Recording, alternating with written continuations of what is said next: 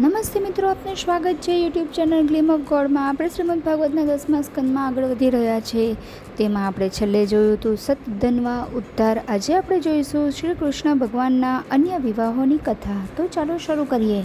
શ્રી સુખદેવજી બોલ્યા, એક દિવસ અર્જુન શ્રી કૃષ્ણની સાથે રથમાં બેસી શિકાર કરવા માટે વનમાં ગયો.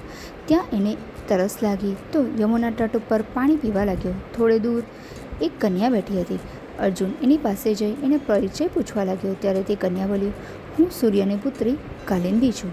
વિષ્ણુને પતિના રૂપમાં પ્રાપ્ત કરવા તપ કરી રહ્યો છું. અર્જુને આ વાત કૃષ્ણને જણાવી એટલે કૃષ્ણ એની પાસે પહોંચ્યા અને એને રથમાં બેસાડી દ્વારિકા લાવ્યા. શુભ મુહૂર્તમાં એમનો વિવાહ કાલિંદી સાથે થયો. અવંતીપુરીમાં રાજા વિંદ અને અરવિંદ દુર્યોધનના પક્ષમાં હતા, એટલે એમણે પોતાની બહેન મિત્રવિંદાનો કૃષ્ણ સાથે વિવાહ ન કરવા દીધો. એટલે પરિસભામાંથી કૃષ્ણ એને ઉપાડી લાવ્યા. આ એમનો 5મો વિવાહ હતો. કૌશલ દેશના રાજા નગ્નજીતની કન્યા સત્યા હતી. એણે વિવાહ માટે શરત મૂકી હતી કે જે વ્યક્તિ એક જ દોરડાથી એક સાથે 7 વિકરાળ આખલાને નાચશે એના સાથે જ એ સત્યાનો વિવાહ થશે. કૃષ્ણ એ સ્વયંવરમાં પહોંચ્યા. નગ્નજીતે એનું યથોચિત સમાન અને પૂજા કરી. સત્યા કૃષ્ણ ઉપર મોહિત બની ગઈ. સ્વયંવર શરૂ થયો. બધા રાજા થાકી ગયા. ત્યારે કૃષ્ણે પોતાના રૂપને 7 ભાગોમાં વિભક્ત કર્યું અને એ સાથે આખલાને એકી સાથે નાથી ખેંચવા લાગ્યા. આથી રાજાએ પ્રસન્ન થઈ પોતાની પુત્રી કૃષ્ણને પરણાવી. આમ કૃષ્ણનો 6ઠ્ઠો વિવાહ રાજકુમારી સત્યા સાથે થયો. ત્યારબાદ એમનો 7મો વિવાહ એમની ફોઈ શ્રુતકીર્તિની પુત્રી ભદ્રા સાથે થયો, જે કૈકેયી દેશની રાજકુમારી હતી.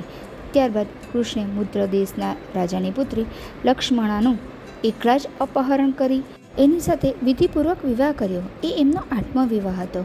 આ રીતે ભગવાન શ્રી કૃષ્ણે આવી બીજી હજારો સુંદર સ્ત્રીઓ જે તેમણે ભૌમાસુરનો નાશ કરી તેના બંદીગૃહમાંથી છોડાવી તેમની સાથે ધર્મ અનુસાર વિવાહ કર્યો હતો. સંપૂર્ણ કથા આપણે આવતીકાલે જોઈશું. અહીં પૂર્ણ થાય છે ભગવાનના અન્ય વિવાહોની કથા.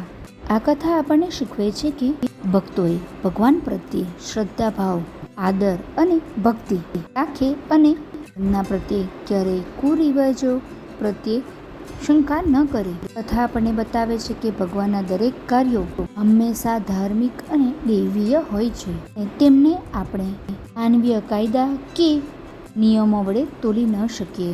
ભગવાન શ્રી કૃષ્ણે રાજાની પુત્રીઓ સાથે લગ્ન કરીને બતાવ્યું કે તેમની સાથે ધાર્મિક તેમજ રાજકીય જોડાણ બંધાય, એટલે કે સૌ એકબીજા સાથે હળીમળીને રહેવું.